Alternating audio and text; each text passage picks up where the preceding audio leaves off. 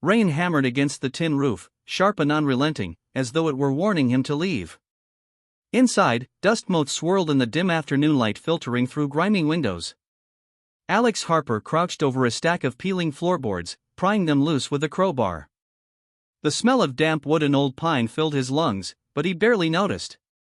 This was home now, his project, his escape. He paused, listening. A distant drip echoed in the corner where the roof sagged, then silence. Then, the faintest sound of movement outside, a crunch of gravel. He froze, heart ticking faster, chest tight. The cabin was supposed to be secluded. Miles of forest between him and the nearest neighbor. Who could possibly be here? The door rattled. Not violently, just enough to make his pulse spike.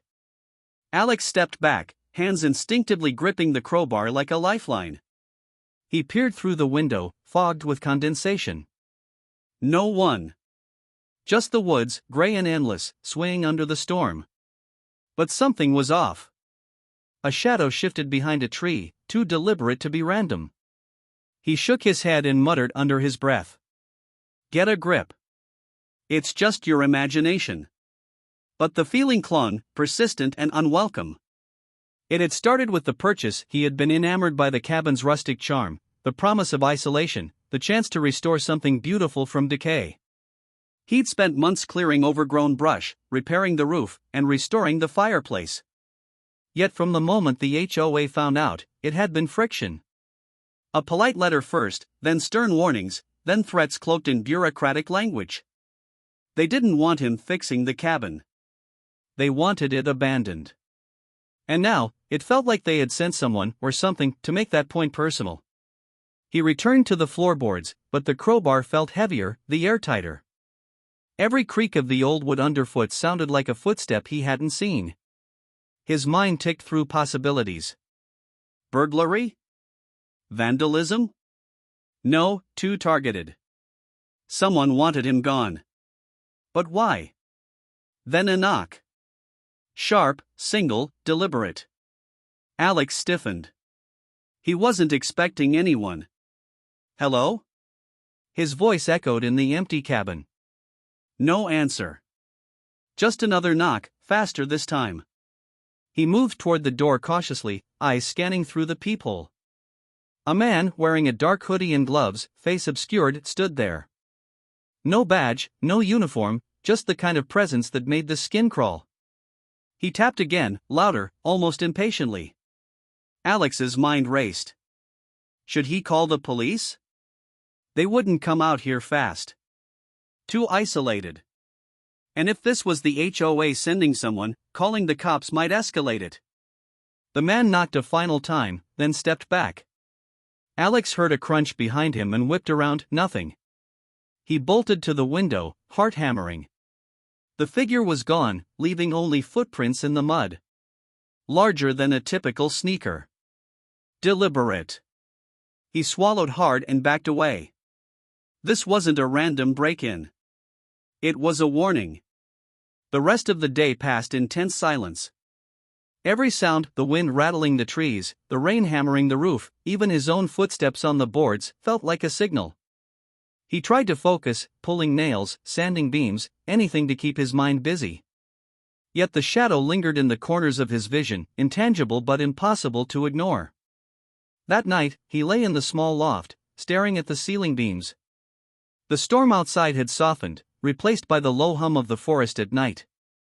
Owls hooted, branches scratched against the siding, and somewhere, a distant animal cried. He should have felt safe alone, in his reclaimed space, but instead he felt exposed, like the cabin itself was under surveillance. A sudden knock jolted him upright. Not at the door this time. From below, soft, insistent.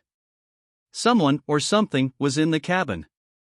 Alex grabbed the crowbar again and crept down the narrow stairs, every step deliberate, careful not to alert the intruder. The main room was empty. Floorboards intact. Windows shut. But then he noticed it, a single chair, moved slightly, facing the fireplace. He didn't remember moving it. He froze. A faint smudge on the backrest, too clean to be dust. A footprint on the porch, disappearing into the darkness. Then, a voice. Quiet, deliberate, almost mocking. "You really shouldn't be fixing that cabin." Alex spun. Nothing. Just shadows stretching along the walls. He wanted to laugh it off, tell himself it was the wind, nerves, or the isolation talking. But the instinct in his gut told him otherwise. Someone had been here. And they would come back. He spent the next hours checking locks, windows, doors. Every shadow now seemed heavier, every sound amplified. Outside, the storm had passed, leaving a mist hanging low over the forest. Inside, the cabin, his sanctuary, felt like a cage. Morning came gray and wet. Alex surveyed the cabin from the porch, his eyes drawn to the edge of the forest. He noticed tire tracks in the mud, faint but distinct. Someone had driven close, circled the property, then disappeared. Not a neighbor, not a random hiker. Someone who knew where to find him. He returned inside, pacing, mind racing. The restoration had always been about peace, about reclaiming life from neglect. Now, it was a battlefield, and the enemy was faceless, bureaucratic, but terrifyingly real. As he unpacked tools, he found a note tucked beneath a loose floorboard. His stomach sank before he even read it. "Some things are better left broken." Alex's hands trembled. This wasn't just harassment. This was intimidation. And if the HOA or whoever was behind this was willing to send someone this far, he knew the fight had just begun. Outside, the forest whispered secrets he wasn't ready to hear. The cabin stood silent, battered by the morning fog, hiding threats he couldn't yet see. But Alex, stubborn, intelligent, and cornered, understood one truth: he wouldn't leave without answers. And whatever or whoever had marked him, they had no idea what they had just awakened. The camera would pull back slowly from the cabin, through the fog, revealing a shadow moving at the tree-line. Just a glimpse. Then gone. The quiet was broken, but only briefly. Something far larger was already in motion. Alex didn't sleep well. The note under the floorboard replayed itself in his mind over and over: "Some things are better left broken." He ran a hand through his hair, staring at the peeling ceiling above the loft. The cabin, once a sanctuary of quiet labor and personal triumph, now felt like a trap. By mid-morning, the fog had lifted, revealing the forest in pale, washed-out sunlight. Alex grabbed his camera, flashlight, and notebook, and began a methodical survey of the property. Every window, every corner, every tree line he could see from the porch received his scrutiny. Footprints from the previous night's visitor were faint but discernible, larger than a typical human shoe, oddly deliberate in pattern, almost ritualistic in the way they stopped and started again. He photographed everything, documenting the tracks, the chair slightly askew, and the spot on the porch where the note had been left. Then he went further, into the woods, following the tire tracks that disappeared the night before. His boots sank into mud, branches scraped his jacket, but he pressed on, driven by a mixture of fear and curiosity. Halfway down a slope, he discovered something he hadn't expected: a small clearing, perfectly clean of debris, with a weathered stone marker in the center. He knelt, brushing mud from the carved letters. It was old, worn nearly smooth by time, but he could make out a warning etched into the stone: "Leave what is yours, or pay the price." His stomach churned. This wasn't just an HOA threat, it was something older, something deliberate. He took pictures, scribbled notes, and felt a chill creep down his spine. The forest seemed quieter here, as if it were holding its breath. He had expected a prank, maybe a vandal, maybe someone trying to scare him off. But this? This felt like initiation into a game he hadn't asked to play. Back at the cabin, he spent the afternoon digging through old property records and HOA documents. The HOA's objections weren't just about aesthetics, they were extensive, almost obsessive, complaints about roof angles, window replacements, paint colors. Letters referenced community standards and preserving the character of the neighborhood, but Alex noticed something else: several letters were unsigned, and a few were dated years before he even purchased the cabin. How could that be? He leaned back in his chair, rubbing his temples. This was bigger than petty HOA politics. Someone had been orchestrating pressure for years, slowly, meticulously, like a spider spinning a web. A sound at the window made him jump. A soft tap once, then silence. He froze, staring at the glass. Outside, nothing moved. No footprints. No tire tracks. Just the endless trees, swaying gently in the wind. Yet the feeling of being watched refused to leave. He decided to set traps, not lethal, not dangerous, but enough to catch someone in the act. Motion sensors, a few strategically placed cameras, and a set of bells hung on doors and windows. If someone tried to sneak in again, he'd know. That night, he barely slept. Every rustle of leaves, every snap of a twig, made him sit upright, heart hammering. Around midnight, the motion sensor outside triggered. Red lights blinked. The camera clicked silently. Alex grabbed his flashlight and stepped onto the porch. Nothing. Just fog curling around the tree trunks. He reviewed the footage on his laptop inside. A figure in a dark hoodie had approached, circling the cabin slowly. Not random. Intentional. And then, as if sensing the camera, it stopped, stared directly at the lens, and disappeared into the forest. Alex's mind raced. This was no casual trespasser. Someone wanted him scared, or worse, gone. But why? The next day, he drove into town, hoping to dig deeper into the HOA's history. He met with the town clerk, a retired woman named Marlene who seemed to know everyone and everything. Her eyes widened when he mentioned the cabin and the HOA's past actions. "You're lucky you haven't been run off yet," she said softly. "They've been doing this for decades. Some of the old families, they don't take kindly to outsiders, especially ones who try to fix things. But it's more than property. There's stories. Old money, old grudges. People disappearing, cabins burned. It's why nobody dares challenge them." Alex felt a shiver. Disappearances? Marlene nodded, glancing around as if someone might overhear. Not all of them, but enough. The HOA isn't just a committee, they're more like a network. They protect their own and intimidate the rest. He left with more questions than answers. The forest seemed to press closer as he drove back, trees lining the road like silent sentinels. Back at the cabin, he checked his traps again. Bells still intact. Cameras still rolling. Footprints in the mud now seemed like ancient warnings rather than the simple traces of a human intruder. That evening, while documenting everything, he noticed something strange in the camera footage from the day before, a glint in the corner of one frame, too precise to be random. He zoomed in, heart pounding. A symbol, faintly scratched into the tree bark and intertwined H and O. HOA? Or something else? The edges of the symbol were worn, weathered, but unmistakable. Someone or some group was marking their territory, letting him know they were always watching. Alex's mind raced. Every logical explanation clashed with instinct. The HOA? Perhaps.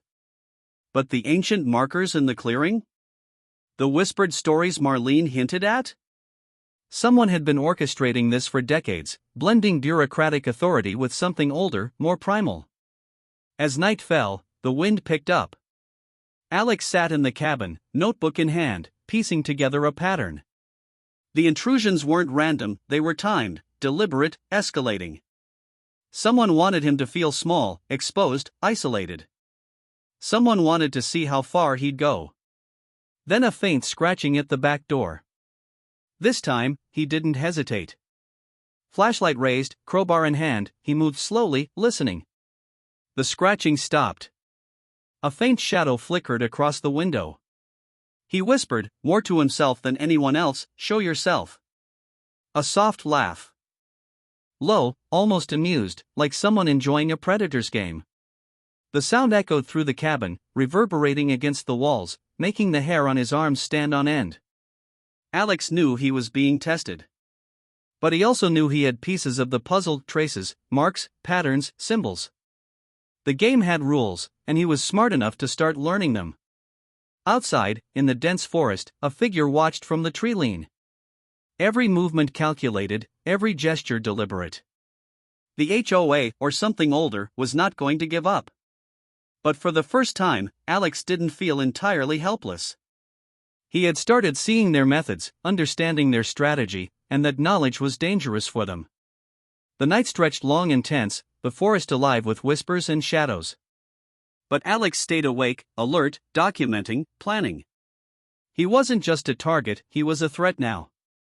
And somewhere deep in the dark, the intruder, or intruders, knew it. The community meeting was packed. Alex sat near the back of the room, notebook in hand, palms sweaty, eyes scanning the faces around him. HOA members, neighbors, and a handful of journalists crowded the small town hall. The fluorescent lights buzzed overhead, casting harsh reflections on polished wood and anxious faces. He had documented everything: footprints, tire tracks, symbols, threats, but until now, it had all been private. Tonight, he was going public. At the podium, the HOA president, Gerald Whitman, smiled with the practiced politeness of someone used to controlling the narrative. "Thank you all for coming," he began, voice smooth, rehearsed. "We're here to discuss community standards, property restoration, and maintaining the integrity of our neighborhood." Alex's eyes narrowed.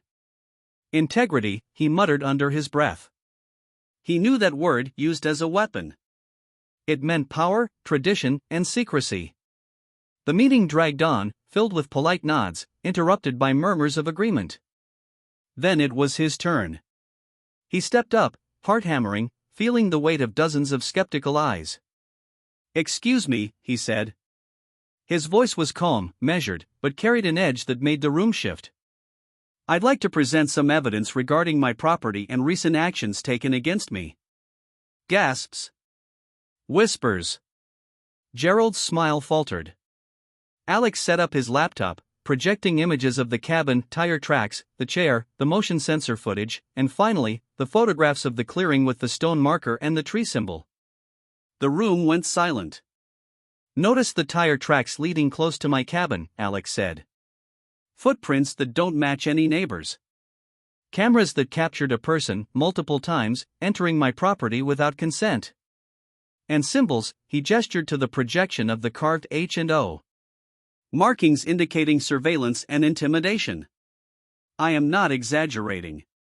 I am being targeted." A few voices protested, claiming HOA regulations, safety, and aesthetic concerns. But Alex held up another photograph, a note, the one left under the floorboard. Murmurs grew louder. Then he dropped the final piece, a video taken the previous night from his motion sensor camera. The figure approached the cabin, paused deliberately, then looked directly at the camera.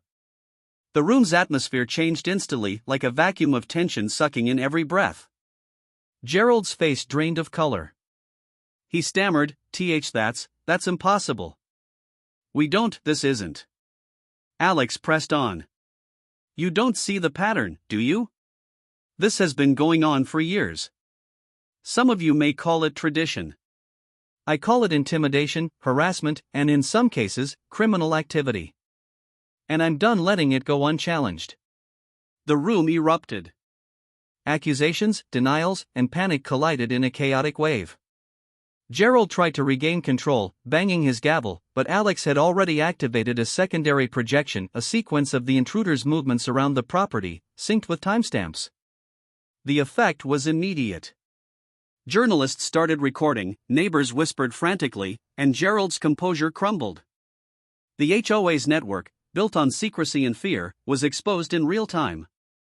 Suddenly, the lights flickered. The projector glitched. A shadow passed across the hall's entrance. Alex's instincts kicked in. This wasn't over. Not by a long shot. From the back, a door slammed. Security personnel, uniformed men Alex hadn't seen before, stepped into the room, their presence imposing. Gerald stammered, I called them, for safety." Alex didn't flinch. Safety? Or intimidation? His voice cut through the tension like a blade. One of the security men stepped forward, aggressive, blocking his path. Alex raised a hand, calm but ready, as his mind raced. He had to act, and fast. Then, without warning, a small device in the corner of the room emitted a high-pitched alarm, startling everyone. Red lights flashed. The security men froze, scanning for the source. Alex had set it up earlier, wiring a portable motion detector to the hall entrance. In the confusion, he lunged forward, shoving a table between himself and the approaching guard. The man stumbled, almost losing his footing. The crowd gasped. Gerald's protests turned into panic. Alex shouted, "Everyone, look at the footage," and switched to the live feed from his cabin's cameras. The figures that had terrorized him, the hooded intruders, were captured approaching the cabin. Their movements precise, coordinated, deliberate. The audience could now see what he had endured firsthand. Gerald's carefully crafted facade cracked. This isn't what it looks like," he yelled, voice trembling. "It looks exactly like what it is," Alex replied. "You think hiding behind tradition and committees protects you from accountability? It doesn't." Suddenly, one of the intruders, caught on a closer angle, froze, staring directly into the camera as if aware it was being broadcast. His hand moved toward a concealed object. Alex's gut tightened. He knew what was coming. In a flash, the intruder made a dash, charging the exit. Security lunged, but Alex intercepted, grabbing a metal chair and swinging with precision. The figure stumbled, crashing into the wall, dropping a device that emitted sparks and smoke. The crowd screamed, chaos erupting in the hall. Fire alarms blared. Smoke filled the upper corners. Alex moved quickly, pulling the intruder down and pinning him until backup arrived. By the time law enforcement entered, the scene was chaotic but under control. The intruder was restrained. Gerald, pale and sweating, attempted to speak, but reporters swarmed him with cameras and questions. Alex stood in the middle of the hall, breathing heavily, adrenaline still coursing through his veins. Around him, the room buzzed with tension, anger, and disbelief. The HOA's facade had crumbled. Their network of intimidation, exposed. But Alex noticed something as he scanned the room. The intruder's eyes, flickering beneath the hood, were unnervingly calm. Almost approving. As if the real game was only beginning. Outside, sirens wailed in the night. Lights from police cars painted the hall in red and blue streaks. Neighbors whispered among themselves, journalists recorded every frame, and Gerald Whitman sat stunned, silent for the first time in decades. Alex looked down at the restrained intruder. Sweat streaked across his face. His mind was already racing ahead. This was only one piece of the puzzle. The broader threat, the force orchestrating these attacks, was still out there. Someone, or something, was far more dangerous than a single enforcer. And from the shadows of the hall, a chilling thought settled in his mind. The moment he thought he had won, the real enemy had already been watching, learning, adapting. The cameras, the witnesses, the evidence. Alex had achieved a victory tonight. But it was small. Temporary. The game had changed, and now he knew the stakes: survival, justice, and uncovering the truth. As the crowd dispersed, murmuring and shaken, Alex stepped outside. Rain had returned, soft and cold, washing the steps of the town hall. He looked back at the building, the flickering lights, and the chaos he had unleashed. Somewhere beyond the town, in darkness, eyes observed. Calculating. Waiting. The HOA had been a front. A mechanism.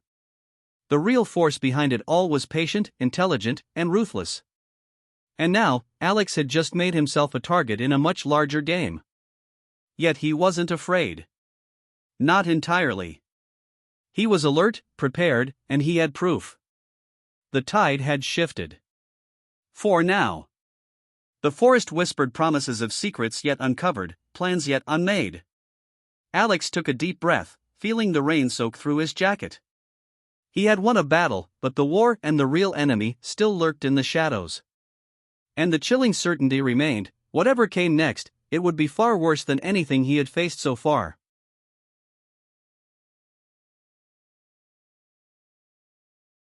The aftermath was surreal. Alex stood on the porch of his restored cabin, rain dripping from the roof, mixing with the mud he had spent weeks clearing.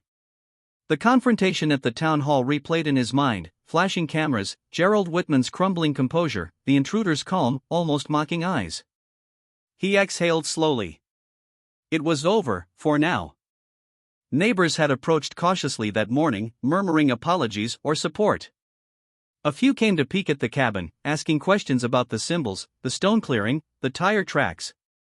For the first time since he bought the property, Alex felt a measure of community, not fear, but cautious solidarity. People were curious. People were awake.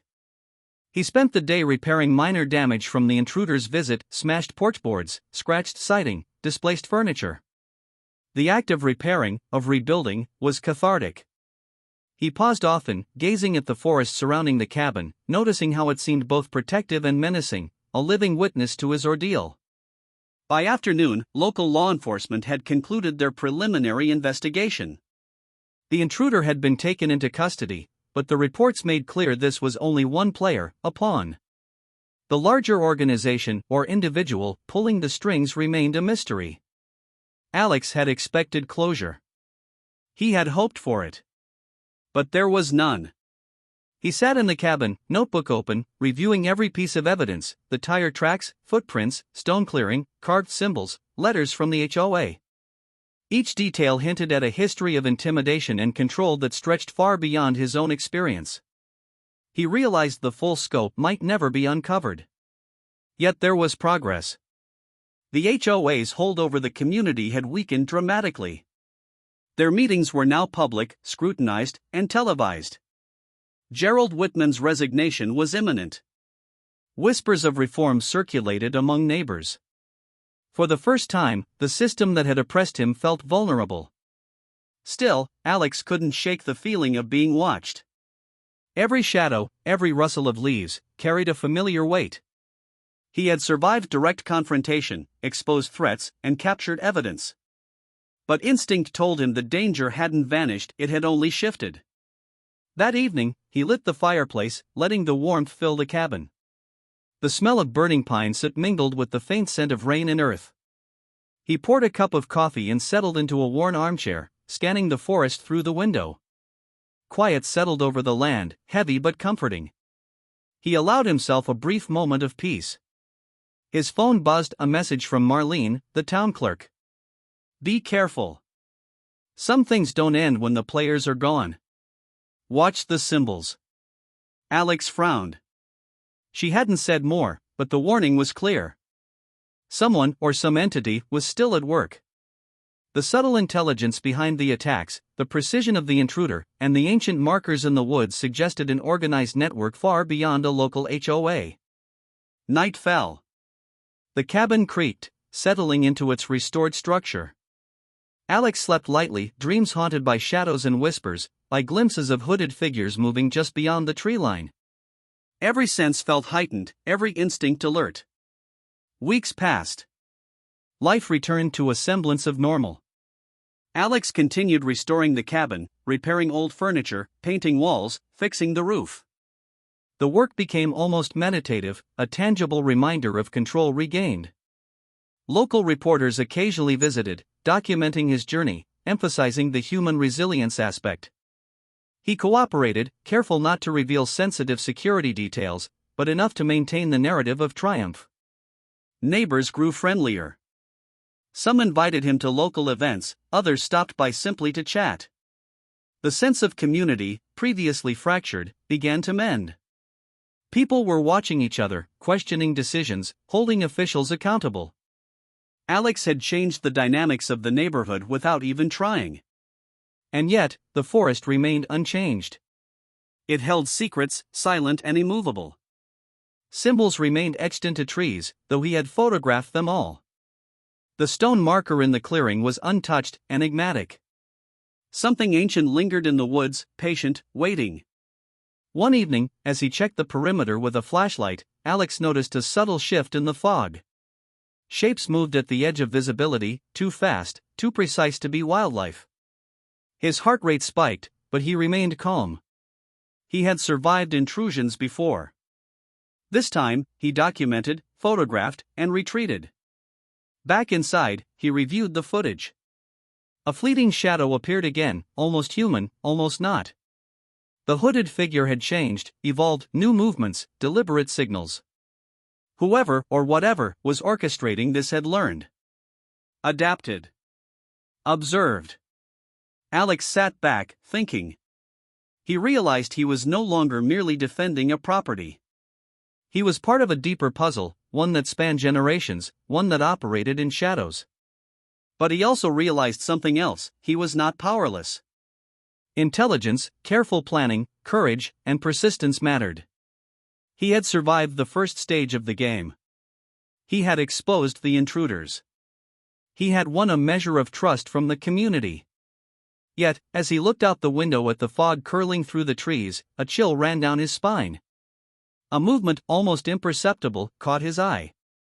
A single figure standing just beyond the tree line. Watching. Waiting. Alex didn't move. Didn't speak. He only observed. The figure shifted, fading into the darkness, leaving behind only a faint glimmer of light reflecting off something metallic: an earring, a device, or a marker. He couldn't tell.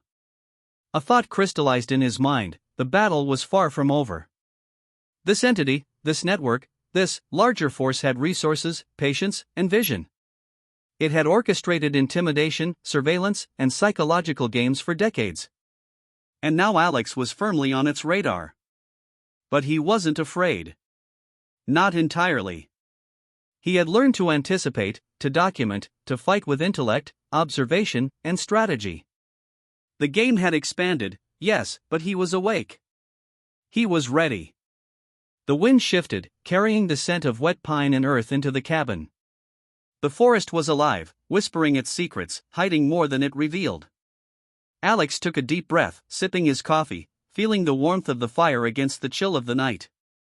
And in that quiet, lingering moment, the faintest sound reached his ears: a deliberate tapping, echoing through the mist. Not on the cabin, not near the road. From deeper in the forest. Alex's eyes narrowed. He knew the meaning immediately. Someone or something was still out there. And it was coming. He rose, gathering his camera, notebook, and flashlight. The fog thickened, shrouding the trees in mystery, making the familiar wilderness alien once more. The night was still, but charged. Electric. Alive with unseen threats and untold secrets. The story, he realized, was far from over. And in the distance, beyond the mist, a shadow moved deliberately, watching, waiting, patient as the night itself. The cabin, restored and defiant, stood as a beacon of resistance, but also as a signal to those who lurked in the darkness: Alex Harper was not going anywhere. Not yet.